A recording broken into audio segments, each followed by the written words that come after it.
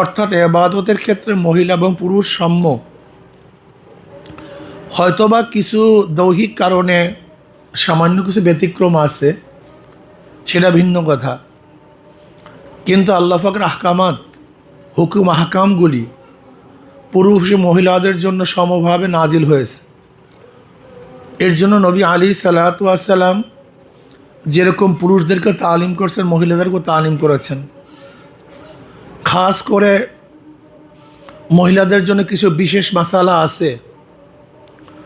এই জন্য আল্লাহ পাক রব্বুল আলামিন তাদের মাসালাগুলি প্র্যাকটিক্যাল শিক্ষা দেওয়ার জন্য আম্মাজান আয়েশা সিদ্দিক রাদিয়াল্লাহু আনহাকে ছোট বয়সী নবী আলাইহিস সালামের কাছে আল্লাহ পাক রব্বুল আলামিন প্রেরণ করেছেন। আপনারা অনেকেই জানেন, বুখারীর মধ্যে রওয়ায়াত আসছে, আম্মাজান আয়েশা সিদ্দিক রাদিয়াল্লাহু আনহার এই বিবাহর কিন্তু রায়বার খোদ আল্লাহ পাক নিজে।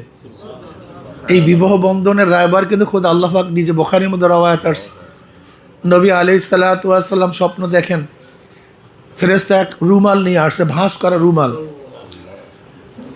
জিব্রাইল বললেন, ইয়া নবী আল্লাহ, রুমাল খুলেন, দেখেন আয়েশার চেহারা। নবী আলাইহিস সালাম কিছু বললেন না।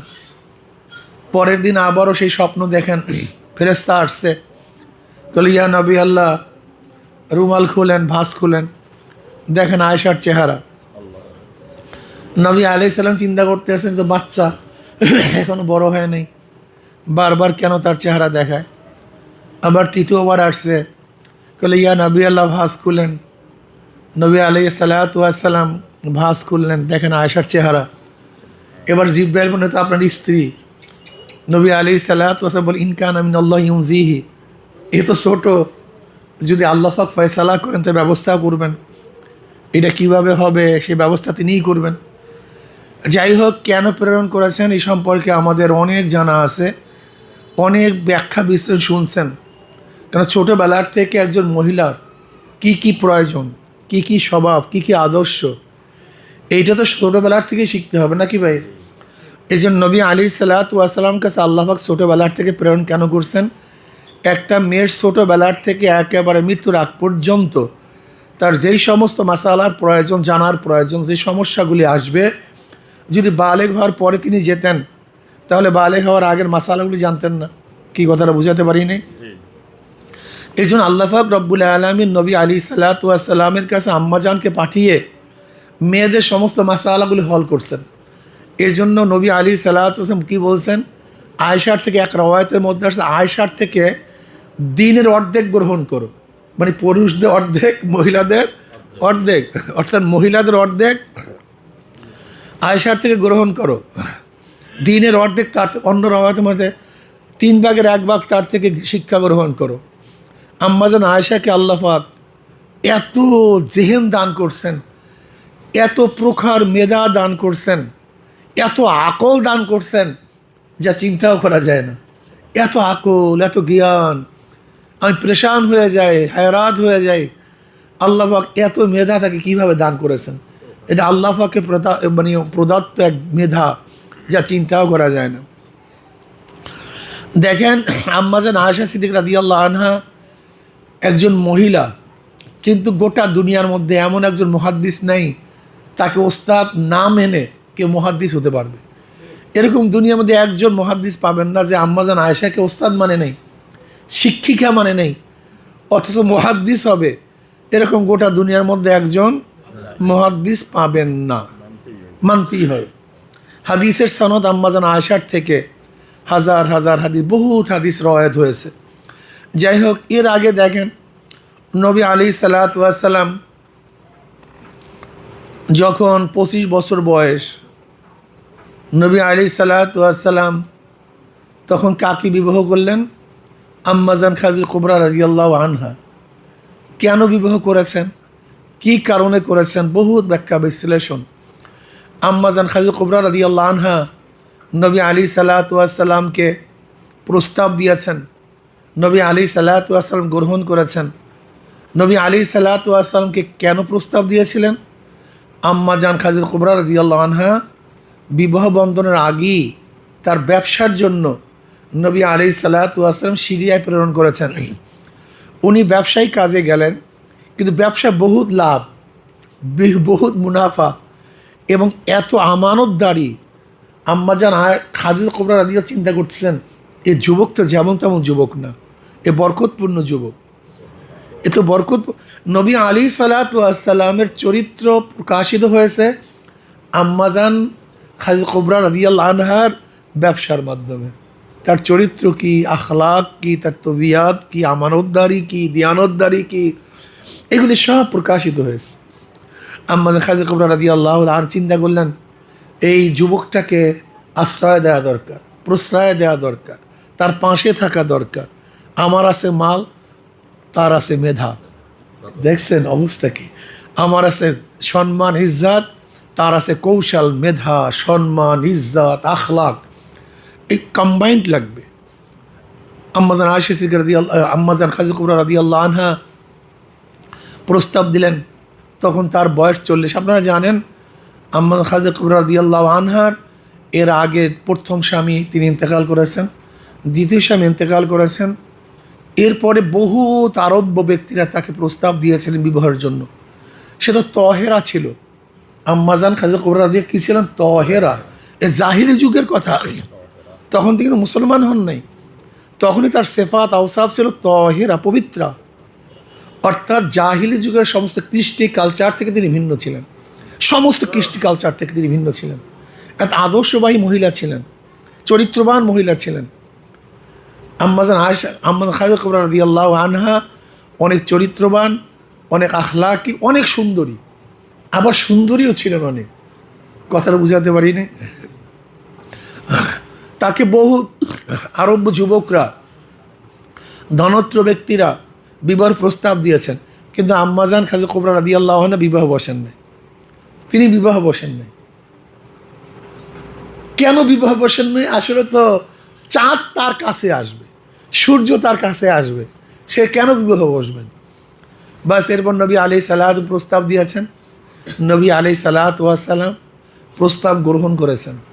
মজার বিষয় হলো নবী আলাইহিস সালাতু ওয়াসসালামের যতগুলি সন্তান, সব সন্তান জন্মগ্রহণ করছে খাদিজা কুবরা রাদিয়াল্লাহু আনহার গর্ভে। তার গর্ভ, এর মধ্যে মেয়ে 4 জন। মেয়ে হলো হযরত যায়েনব রাদিয়াল্লাহু আনহা, উম্মে কুলসুম রাদিয়াল্লাহু আনহা, রুকাইয়া রাদিয়াল্লাহু আনহা, ফাতিমা কুবরা রাদিয়াল্লাহু আনহা। মনে রাখতে হবে যায়েনব রাদিয়াল্লাহু আনহা বড় সন্তান, এই ব্যাপারে কোনো ইখতিলাফ নেই। কিন্তু উম্মে কুলসুম এবং রুকাইয়ার মধ্যে কে বড় কে ছোট, এর মধ্যে ইখতিলাফ আছে। আর ফাতিমা রাদিয়াল্লাহু আনহা ছোট, এ ব্যাপারে কোনো মতনৈক্য নেই। যাই হোক, যায়েনব রাদিয়াল্লাহু আনহা নবী আলাইহিস সালাতু ওয়াসসালামের বয়স যখন 30, তখন তিনি জন্মগ্রহণ করেছেন। যখন নবী আলাইহিস সালাম বয়স কত ভাই? 30, তখন তিনি জন্মগ্রহণ করেছেন। নবুয়তের 10 বছর আগে, নবুয়তের 10 বছর আগে তিনি জন্মগ্রহণ করেছেন। নবী আলাইহিস সালাতু ওয়াসসালাম তাকে বিবাহ দিয়েছেন তার খালাতো ভাইয়ের সাথে। নবী আলাইহিস সালাতু ওয়াসসালামের জামাতা বদরের ময়দানে নবী আলাইহিস সালাতু ওয়াসসালাম বিপক্ষে অবস্থান করেছেন। যায়েনব রাদিয়াল্লাহু আনহা হিজরত করতে পারেন নাই, তিনি হিজরত করতে পারেন নাই। আসলে বদরের ময়দান খুব এক করুণ এবং খুবই মারাত্মক। একদিকে শ্বশুর মুসলমানের পক্ষে আর বড় জামাই কাফেরের পক্ষে, চিন্তা করা যায়। তাও যায়েনব রাদিয়াল্লাহু আনহার স্বামী সে কাফেরের পক্ষে।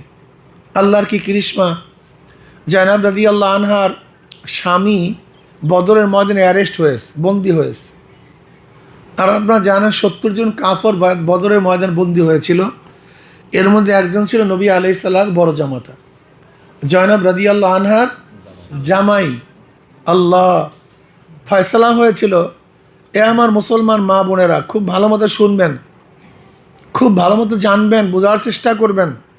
মুসলমানরা কি ত্যাগী ছিলেন, কত ত্যাগ তারা করছেন, এগুলি আমাদের জানা উচিত। এর মাধ্যমে আমাদের জজবা বাড়বে ভাই, ইমানে কুওয়াত বাড়বে। আমাদের ইমান এত দুর্বল হয়ে গেছে, আমাদের ইমান নিবু হয়ে গেছে, আমরা শুধু দুনিয়া দুনিয়া দুনিয়া দুনিয়া দুনিয়া দুনিয়া। অথচ আগেকার জমানার মুসলমানরা আখেরাত আখেরাত আখেরাত আখেরাত আখেরাত আখেরাত, আল্লাহ আল্লাহ আল্লাহ আল্লাহ, দিন দিন দিন দিন। তারা দিন দিন করতে করতে দুনিয়ার থেকে বিদায় হয়ে গেছে, আর আমরা দুনিয়া দুনিয়া করতে করতে করতে করতে মৃত্যুর কাছে চলে আসছি। এগুলো আমাদের মধ্যে পার্থক্য। ফয়সালা হইল দিয়াতের মাধ্যমে সমস্ত বন্দীকে ছেড়ে দেওয়া হবে। সবচেয়ে কঠিন এবং করুণ অবস্থা হলো এই, বিবাহের সময় খাজা কুবরা রাদিয়াল্লাহু আনহার যে হারখানা তার মেয়েকে দিয়েছিল দান হিসাবে, প্রেজেন্ট হিসাবে, হাদিয়া হিসাবে, ঠিক দিয়াতের অর্থাৎ তাকে মুক্তিপণের জন্য যে মাল পেশ করা হয়েছিল, সেই খাজা কুবরা রাদিয়াল্লাহু হার সেইটা পেশ করা হয়েছিল।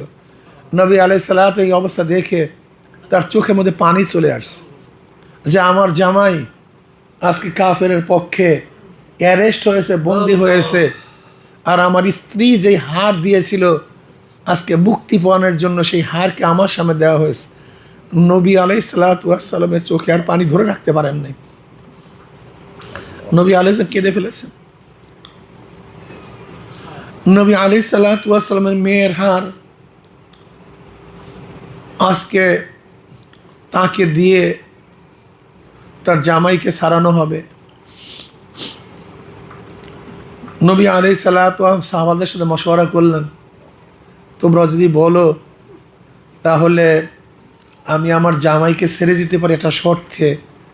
সেই শর্তটা হলো এই, সে মক্কায় গিয়ে আমার মেয়েকে মদিনায় প্রেরণ করবে, বাধা দিবে না। এই শর্তে আমি তাকে ছেড়ে দিলাম, তোমরা যদি মশওয়ারা দাও। আমি হাতটা নিতে চাই না। সাহাবারা সবাই রাজি হলেন, না ইয়া নবী আল্লাহ, এই শর্তে আমরা তাকে ছেড়ে দিতে পারি যে মক্কায় গিয়ে জায়নাবকে মক্কায় থেকে মদিনায় প্রেরণ করবে, এই শর্তে আমরা ছেড়ে দেব। হাতটাকে ফেরত দিয়া দিলেন। তিনি গেলেন। মক্কা যাওয়ার পরে জায়নাব রাদিয়াল্লাহু আনহাকে তার ভাইয়ের সাথে অর্থাৎ তার দেবরের সাথে মদিনার দিকে প্রেরণ করলেন। ওইদিকে আবু সুফিয়ান রাদিয়াল্লাহু তাআলা তখন তো মুসলমান হন নাই।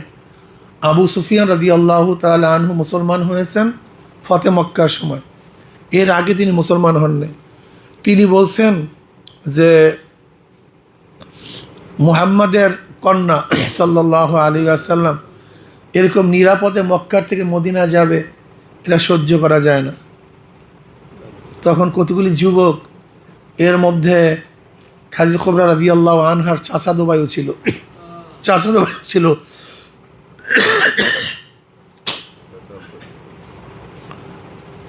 তারা গিয়ে জায়নাব রাদিয়াল্লাহু আনহাকে আক্রমণ করছে, তীর নিক্ষেপ করছে। তিনি গর্ভবতী ছিলেন, উট থেকে পড়ে গেলেন। পড়ে যাওয়ার কারণে গর্ভপাত হয়ে গেছে, বাচ্চা প্রসব হয়ে গেছে।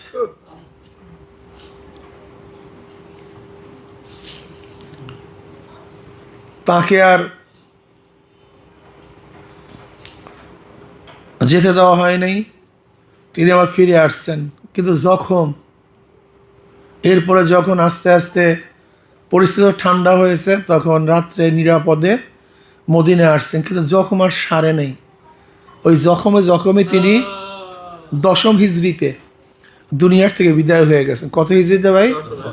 নবী আলাইহিস সালাতু ওয়াস সালাম নিজের হাতে তেনাকে কবরে রাখলেন। নবী আলাইহিস সালাতু ওয়াস সালামের চেহারা খুবই মলিন ছিল, চেহারার মধ্যে অনেক মলিন, অনেক বেজার। কিন্তু কবর থেকে ওঠার পরে দেখে চেহারা আবার হাসি, উজ্জ্বল। সাহাবার প্রশ্ন, ইয়া নবী আল্লাহ, কবরের সময় দেখছি আপনার চেহারা খুবই মলিন, কিন্তু কবর থেকে ওঠার পরে আপনার চেহারা উজ্জ্বল দেখতেছি। বলে, আমি জয়নাবের দুর্বলতার কারণে ভয় পাইতেছিলাম, না জানি কবরে আযাব হয়। আমি আল্লাহর কাছে দোয়া করতেছিলাম, আল্লাহ তুমি তাকে মাফ করে দাও, ক্ষমা করে দাও। আল্লাহ পাক আমার দোয়া কবুল করছে, আল্লাহ পাক থেকে মাফ করছেন, এর জন্য আমার চেহারা উজ্জ্বল হয়েছে। হে আমার মা বোনেরা, আমার মা বোনেরা তারা এত সাধনা করছে যা চিন্তাও করা যায় না। আপনারা জানেন মহিলাদের মধ্যে খানসা রাদিয়াল্লাহু আনহা, খানসা রাদিয়াল্লাহু আনহা তিনি নিজের ইচ্ছায় কাফেলার সাথে গোত্রের সাথে মদিনায় আসছেন, নিজের ইচ্ছায় মুসলমান হয়েছেন, নিজের ইসলাম গ্রহণ করেছেন, ঈমান এনেছেন। ইবনে কাসির রহমতুল্লাহ আলাইহি বলেন যে মহিলাদের মধ্যে খানসার আগে এবং খানসার পরে এত বড় কবি আর কোনোদিন আসে নাই। এত বড় কবি ছিলেন খানসা রাদিয়াল্লাহু আনহা, অনেক বড় কবি। মহিলাদের মধ্যে এত বড় কবি সাহিত্যিকার না আগে ছিল না পরে ছিল। খানসা রাদিয়াল্লাহু আনহা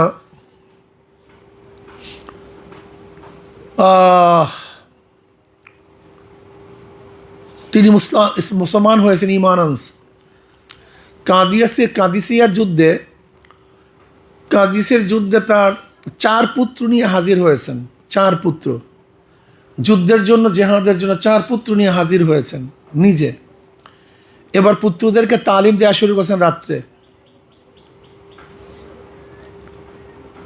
আল্লাহ পাক রব্বুল আলামিন কালামে পাকের মধ্যে ফরমান, ইয়া আইয়ুহাল্লাযীনা আমানুসবিরু ওয়াসসাবিরু ওয়ারাবিতু ওয়াত্তাকুল্লাহা লাআল্লাকুম তুফলিহুন। এই আয়াতের উপরে তার ছেলেদেরকে নিজে তালিম দেন, আমার সন্তানেরা, তোমরা তোমাদের নিজেদের ইচ্ছা ইসলাম গ্রহণ করেছো, কারোর চাপে নয়। নিজেদের ইচ্ছে ঈমান এনেছো, কারোর ভয়ে নয়। আমার সন্তানেরা শোনো, আমি পবিত্রা, তোমরা একইভাবে সন্তান। আমি তোমাদের নসলের মধ্যে, তোমাদের বংশের মধ্যে আমি নেফাকি ঢুকাইনি। এরকম না যে আমি কারোর সাথে ব্যবহৃত হয়ে তোমাদের কোনো সন্তানকে জন্ম দিয়েছি, না, আমি পবিত্রা, তোমরা একইভাবে সন্তান। আমি তোমার মামাদেরকে বিয়াজ্জিত করি নাই, লাঞ্ছিত করি নাই যে আমি খারাপ কাজে লিপ্ত হব আর তোমার মামারা লাঞ্ছিত হবে, অপমানিত হবে, আমি সেরকম কাজও করিনি। আমি সতী, সাদী, তোমরা যেরকম এক মায়ের সন্তান এরকম একইভাবে সন্তান। তোমরা নিজেদের ইচ্ছে ইসলাম গ্রহণ করেছো, ঈমান এনেছো। আগামীকাল যুদ্ধ শুরু হয়ে যাবে। যখন যুদ্ধের দাবানল বেজে উঠবে, যখন আগুন প্রজ্বলিত হবে যুদ্ধের, তখন তোমরা যুদ্ধের মাঝখানে ঝাঁপিয়ে পড়বা, আল্লাহর রাহে শহীদ হওয়ার জন্য চেষ্টা করবা, সর্ব অগ্রে যুদ্ধ করবা, কার পিছনে থাকবা না, কার পিছনে হটবা না।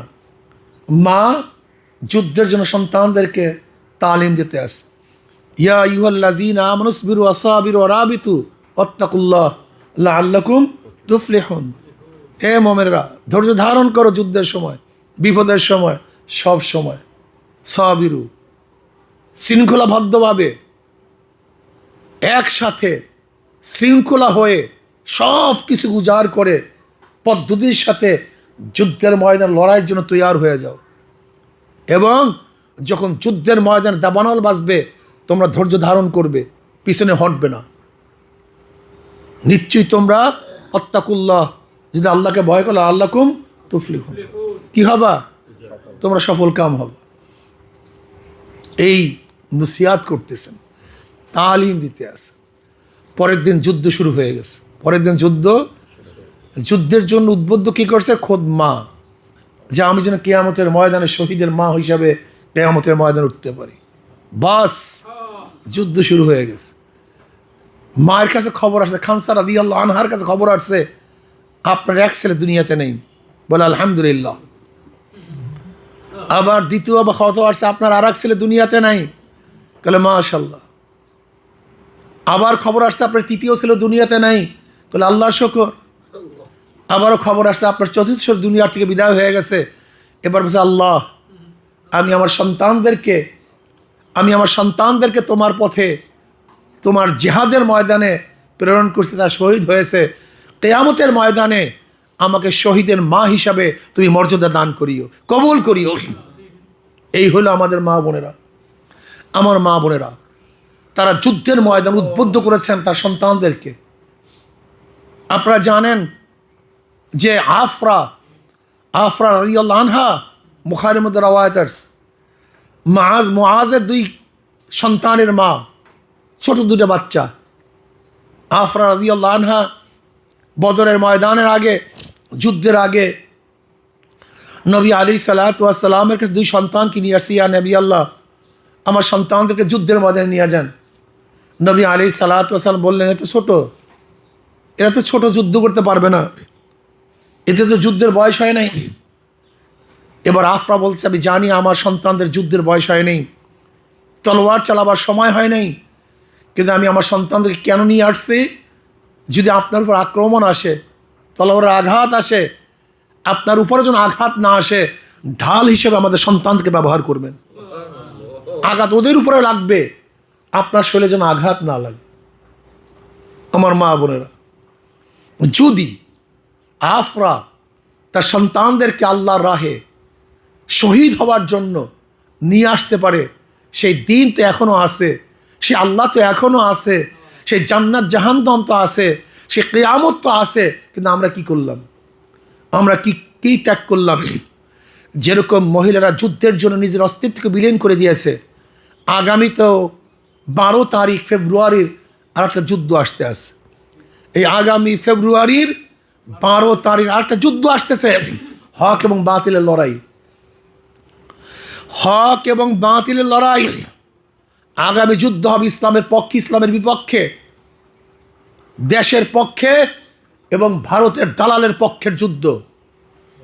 কেউ ইসলাম নিয়ে আসবে আর কেউ গণতন্ত্র নিয়ে আসবে। কেউ নবী আলাইহিসসালাতু ওয়াস সালাম নেতা মানার কথা বলবে, কেউ আব্রাহাম লিঙ্কন, মাওসুতুন, কেউ বলবে কার্ল মার্কস, কেউ বলবে শেখ সাহেব, কেউ বলবে জিয়াউর রহমান সাহেব, কেউ বলবে শাহ সাহেব, কেউ বলবে খালিদা জিয়া, আর কেউ বলবে জনাব মুহাম্মদ রাসূলুল্লাহ সাল্লাল্লাহু আলাইহি আমাদের নেতা। এই লড়াই শুরু হয়ে যাবে, অলরেডি হয়ে গেছে, চূড়ান্ত সেদিনকে। এই লড়াইতে যেরকম সাহাবিয়ারা, মুসলিম মেয়েরা যেইভাবে সর্বোচ্চ ত্যাগ করেছেন, এই যুদ্ধের মধ্যে আমাদের বর্তমান মুসলিম মেয়েদেরকেও সর্বোচ্চ ত্যাগ করতে হবে ইনশাআল্লাহ। সর্বোচ্চ ত্যাগ করতে হবে। তারা যদি এত ত্যাগ করতে পারেন, আপনি আমি কেন ত্যাগ করতে পারবো না? ওহুদের খবর সবাই জানেন। ওহুদের ময়দানে যখনই খবর এসছে নবী আলাইহিসসালাতু ওয়াস সালাম দুনিয়াতে নাই, এক মহিলা পাগলের মতো দৌড়াইতেছে। পথের মধ্যে মুসলমানদের সাথে পরিচয়, দেখা হয়েছে, ভাই আমার নবীর অবস্থাটা কি? কাল তুমি নবীর খবর নাও, তোমার বাবা তো দুনিয়াতে মারা গেছে, সেও তো শহীদ হয়ে গেছে, কাল দরকার নেই আমার বাবার খবর, বলো আমার নবী কি কেমন আছে। আবার সামনে দৌড়ায়, বলতে আছে তোমার ভাই তো দুনিয়ার থেকে বিদায় হয়ে গেছে, শহীদ হয়ে গেছে, কাল বাদ দাও তোমার ভাই, বলো আমার নবী কেমন আছে। আবার সামনে দৌড়ায়, বলে তোমার সন্তান দুনিয়ায় নাই, তারাও শহীদ হয়ে গেছে, বলে শুনতে চাই না, বলো আমার নবী কেমন আছে। যদি একজন মহিলা আমার নবীর প্রেমে পড়িয়া সন্তান, ভাই, বাবার চেয়েও, স্বামীর চেয়েও আমার নবীকে বেশি মহাব্বত করতে পারে, তাহলে আজকেও সেই নবীর আদর্শ, নবীর নীতি, নবীর আইনকে বাস্তবায়ন করার জন্য আমরা কেন দৌড়াতে পারবো না? আমরা কেন চেষ্টা করতে পারবো না? আমরা কেন সাধনা করতে পারবো না? আজকে আমাদের যুদ্ধ তো সহজ যুদ্ধ, আমাদের যুদ্ধ তো সহজ। আগেকার যুদ্ধের মধ্যে বহুত কষ্ট ছিল, যুদ্ধে শহীদ, রক্তাক্ত, পঙ্গুত্ব হওয়ার সম্ভাবনা অনেক বেশি ছিল। কিন্তু আজকের এই যুদ্ধ, ভোট যুদ্ধ, তো রক্তাক্ত হওয়ার কিছু নেই, শহীদ হওয়ার কোনো ভয় নেই। আজকের যুদ্ধের মধ্যে শুধু দাওয়াত, মানুষকে দাওয়াত, মানুষের কাছে কাছে যাওয়া, দাঁড়ে দাঁড়ে যাওয়া, তাদেরকে বুঝানো ইসলামের পক্ষে থাকবো না ইসলামের বিপক্ষে থাকবো, নবী আলাইহিস সালাম আদর্শ বাস্তবায়ন করব না বেঈমানদের আদর্শ বাস্তবায়ন করব। এখানে কে বিজয় হবে? আমার নবীর নীতি আদর্শ কোরআন ও সুন্নাহ বিজয় হবে, না ওই গণতন্ত্রবাদ, সমাজতন্ত্রবাদ, ওই সেকুলারিজম প্রতিষ্ঠিত হবে। আজকে তো এই লড়াই চলতেছে। আমরা এটা বুঝাই মানুষকে, তুমি ইসলামের পক্ষে নেই ইসলামের বিপক্ষে, তুমি নবীর পক্ষে নেই নবীর বিপক্ষে, তুমি কোরআন ও হাদিসের পক্ষে না কোরআন ও সুন্নাহর বিপক্ষে। কথা তো এতটুকু, আমি কথা ঠিক না? এর জন্য আমি আমার মা বোনদেরকে বলবো, কোনো মা বোন হয়তো টাকায় বিক্রি হয়ে যাবে, কোনো মা বোন তারা আদর্শচ্যুত হয়ে যাবে, কোনো মা বোন তারা ইসলামের বিপক্ষে অবস্থান করবে, কিন্তু আপনাকে আমাকে অবশ্যই ইনশাআল্লাহ সীসা গলা প্রাচীরের বুনিয়ানু মারসুস, যত বিপদ আসুক, যত বন্যা আসুক, যত ঝড় আসুক না কেন, যত টাকার প্রলোভন দেখুক না কেন, যত ভয় ভীতি দেখুক না কেন, ইসলামের বিপক্ষে আমরা যাব না ইনশাআল্লাহ, ইসলামের পক্ষে থাকবো। আজকের থেকে আমরা নিয়াত করব, আজকের থেকে আমার প্রত্যেকটা মা বোনকে নিয়াত করতে হবে, হাত পাখা প্রতীকের পক্ষে আমার ওয়ার্ড থেকে, আমার এলাকার থেকে, আমার এরিয়ার থেকে সর্বোচ্চ ভোট আমরা দেব। যেখানে এখানে 92% মুসলমান, আমার টার্গেট থাকবে একটা মুসলমানের ভোটও যেন এদিক ওদিকে না যায়। হিন্দুর কাছে দাওয়াত নিয়ে যান, শান্তি পাবেন, মুক্তি পাবেন, নিরাপত্তা পাবেন। যদি আজকে যদি ইসলাম ক্ষমতায় যায়, হাত পাকা বিজয় হয়, তাহলে আপনার নিরাপত্তা পাবেন, জানে নিরাপত্তা, মালে নিরাপত্তা, সব কিছু নিরাপত্তা পাবেন, 100% নিরাপত্তা পাবেন ইনশাআল্লাহ। কাজে ইসলামের বাইরে শান্তি নেই, মুক্তি নেই। আমি বিশ্বাস করি আজকে এখানে যে মা বোনেরা আসছেন, আজকে এখানে যারা মা বোনেরা এসছেন, আমি বিশ্বাস করি যদি আপনারা দৃঢ় প্রত্যয় গ্রহণ করতে পারেন, শপথ গ্রহণ করতে পারেন, আজকে কয় তারিখ? আজকে 23 তারিখ, ফেব্রুয়ারির 12 তারিখ নির্বাচন, মাত্র কয়েকটা দিন। আজকে আমি মা বোনকে অনুরোধ করব, যদি পারেন 6 ঘন্টা 4 ঘন্টা বা 2 ঘন্টা সময়, 6 ঘন্টা 4 ঘন্টা 2টা ঘন্টা সময় আপনার এরিয়ার মধ্যে, আপনার এলাকার মধ্যে 2 জন 1 জন 3 জন আস্তে আস্তে যান, 1টা ঘন্টা সময় দেন, 2টা ঘন্টা সময় দেন, ঘরে ঘরে যান, কাছে যান, হাত পাকার দাওয়াত পুছান, ইসলামের দাওয়াত পুছান, ওলামাই কেরামের মর্যাদা সম্পর্কে তাদেরকে বলেন। ইনশাআল্লাহ আমি বিশ্বাস করি যদি আপনারা একটু কষ্ট করেন, আজকে এখানে শত আমার মা বোনেরা এসছেন, ইনশাআল্লাহ যদি আপনারা একটু সময় দিতে পারেন, 1টা ঘন্টা 2টা ঘন্টা সময় দিতে পারেন, ইনশাআল্লাহ আমি বিশ্বাস করি এই এরিয়ার থেকে, এই বরিশাল থেকে সর্বোচ্চ ভোট পেয়ে হাত পাকা বিজয় অর্জন করবে ইনশাআল্লাহ। আমি মা বোনদেরকে ওয়াদা নিতে চাই, আপনারা আপনাদের স্থান থেকে একটু হাত তুলবেন ইনশাআল্লাহ। আজকের থেকে ইনশাআল্লাহ আমরা হাত পাকার পক্ষে, ইসলামের পক্ষে 2 ঘন্টা 4 ঘন্টা বা 1টা ঘন্টা বা 6টা ঘন্টা সময় দেওয়ার জন্য রাজি কে আছি? সবাই একটু হাত তুলি, মহিলারা একটু হাত তুলেন, সবাই একটু হাত তুলি মহিলারা। আজকে থেকে ওয়াদা করি আমি 1 ঘন্টা 2 ঘন্টা 4 ঘন্টা বা 6 ঘন্টা যতটুকু সময় পাই আমি হাত পাকার পক্ষে ইনশাআল্লাহ আমি চেষ্টা করব। রাজি আছি ইনশাআল্লাহ? যারা পুরুষ এখানে আছেন হাত তোলেন আলহামদুলিল্লাহ, যারা মহিলা আছেন তারাও হাত তোলেন আলহামদুলিল্লাহ। আল্লাহ আমাদের সবাইকে কবুল করে নেন। আমি শুধু হাতটা কেন তুলালাম? আল্লাহ যেন আমাদেরকে দেখেন, আল্লাহ তুমি আমাদেরকে তৌফিক দান করো। আল্লাহ আমরা ওয়াদা করছি, আল্লাহ আমরা ইচ্ছা পোষণ করছি, ইরাদা করছি ইসলামের পক্ষে, হাত পাকার পক্ষে, ওলামায়ে কেরামের পক্ষে খাটনি করব, চেষ্টা করবো, একটু সময় দেব। হয়তো ভাই সময়টুকু কিয়ামতের ময়দানে সদকা জারি হিসেবে কাজে লাগবে, হয়তো ভাই সময়টুকু আমার নাজাতের উসিলা হতে পারে, হয়তো ভাই সময়টুকুই আমাকে জাহান্নাম থেকে নাজাত দিতে পারে, হতে পারে। এই সময়টুকু আল্লাহর জন্য ব্যয় করব, আল্লাহর জন্য সময় ব্যয় করব, হতে পারে এটি কামিয়াবির জন্য যথেষ্ট হতে পারে, আপনার এই সময়টুকু এই দেশ স্থিতিশীলের জন্য যথেষ্ট হতে পারে আপনার এই সময়টুকু ধর্ষণ মুক্ত একটা সমাজ দেওয়ার জন্য, হতে পারে আপনার এই সময়টুকু একটা মানুষকে ইফটিজিং থেকে বাঁচাবার জন্য, চুরি ডাকাতি বদমাশি থেকে বাঁচাবার জন্য এই সময়টুকু কাজে লাগতে পারে, কি পারে না? ইনশাআল্লাহ যেইভাবে আপনাদেরকে হুকুম দেওয়া হবে প্রত্যেকের নিজের ইচ্ছায়, প্রত্যেকের নিজের গরজে ইনশাআল্লাহ আপনার সদস্য ফরমগুলি ইনশাআল্লাহ পূরণ করে ফেলবেন। সব জায়গায় সদস্য ফরম নিয়ে যাবেন, সদস্য ফরম না থাকলে হাত পাকা দাওয়াত দিবেন। আমি বিশ্বাস করি ইনশাআল্লাহ আমাদের এখানে মা বোনেরা যারা এসছেন, যদি আমরা সবাই সম্মিলিতভাবে দাওয়াত দেওয়া শুরু করি তাহলে ব্যাপক ভোটে, সর্বোচ্চ ভোটে এখানে হাত পাকা বিজয় হবে। আল্লাহ আমাকে এবং আমাদের সবাইকে ইসলামের পক্ষে, দ্বীনের পক্ষে সর্বোচ্চ ত্যাগ করার তৌফিক দান করেন।